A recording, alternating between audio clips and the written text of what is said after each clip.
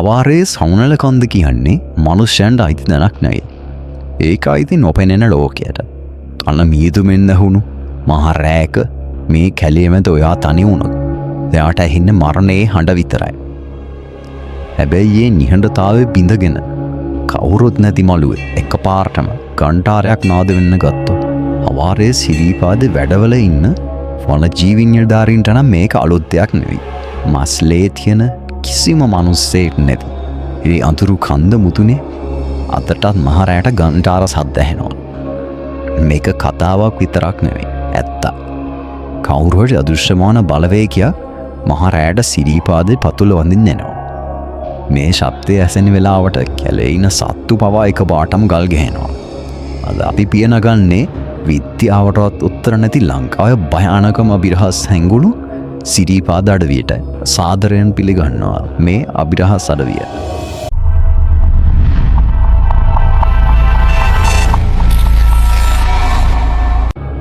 මරණය සොයන සමනලුන්ගේ අභිරහස සමනල කන්ද.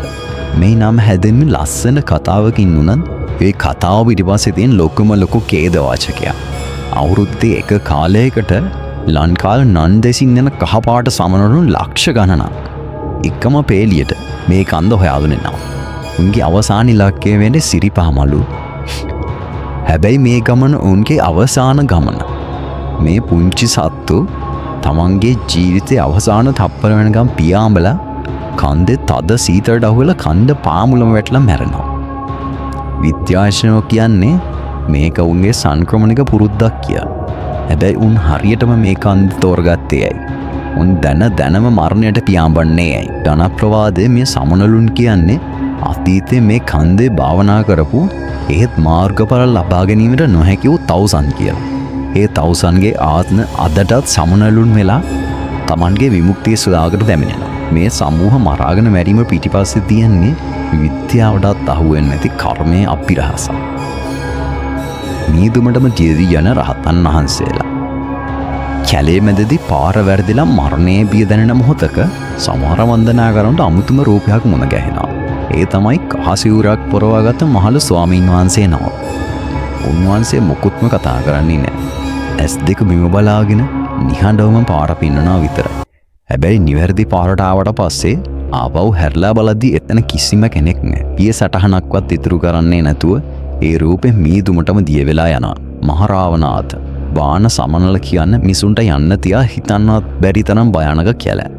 මේ කැලෑ ඇතුලේ අදටත් භාවනා යෝගීව ඉන්න අදෘශ්‍යමාන රහතන් වහන්සේලා ඉන්නවා.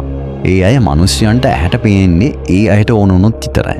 උන්වහන්සේලා මේ භෞතික ශරීරය අතෑරලා ආලෝක ශරීරවලින් මේ අඩේ අදටත් වැඩ ඉන්නවා. අදටත් සංගවුණු දිවා ගුහාව සහ දියසෙන් හමුදාව. බුදුන් වහන්සේ සිරිපාදේ වැඩම කරපු වෙලාවේ දිවා විහරණය කළායයි කියන දිවා ගුහාව අදටත් හොයාගන්න නැහැ. සමහර භික්ෂුන් වහන්සේලා කියන විදිහට මේ ගුහාව තියෙන සාමාන්‍ය මිනිසුන්ට පේන මානයක නෙවෙයි. ඒක තියෙන වෙනත් මානයක. මේ සංගවුණු ගුහා ගැන කතා කරද්දී දියසෙන් කුමාරයාගේ කතාව ගැන අමතක කරන්න බෑ.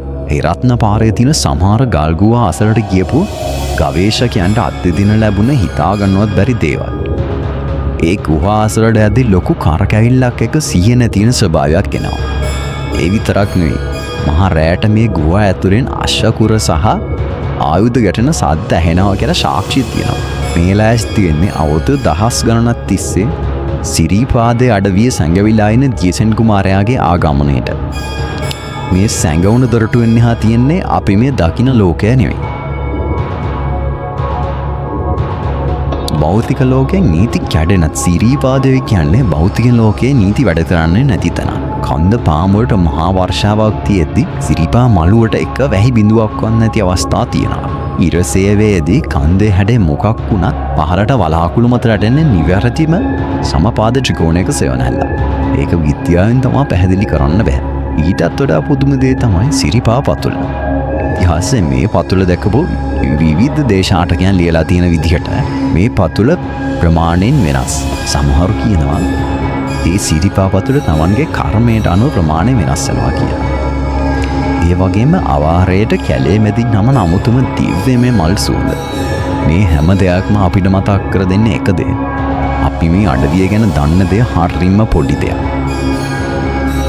සමනල කන්ද කියන්නේ අජීවී ගල් පර්වතයක් නෙවෙයි. ඒක ජීවමානයි. මේ අඳුරු කැලෑව ඇතුළේ නිදාගෙන ඉන්න පළවෙක කවදා හරිම දවසක අවදි වෙයි. එදාට මේ මුළු ලෝකෙම මවිත වේවි. මේ අද්භූත අඩවිය ගැන ඔයා දන්න දේවල් පාලෙන් කමෙන්ට් කරන්න. ඒ වගේම මේ වීඩියෝ එක හොඳයි නම් ඔයාගේ නොදන්න යාළුවෙක්ට මේ වීඩියෝ එක ෂෙයා කරන්න. අභිරහස් අඩවිය සබ්ස්ක්‍රයිබ් කරලා අපිත් එක්ක දිගටම රැඳී ඉන්න. මතක තියාගන්න. ඔයා කැලේ දිහා බලන් ඉද්දි කැලේ ඇතුලේ ඉඳන් කවුරු හරිම ඔයා දිහා බලන් ඉන්නවා වෙන්න පුළුවන්.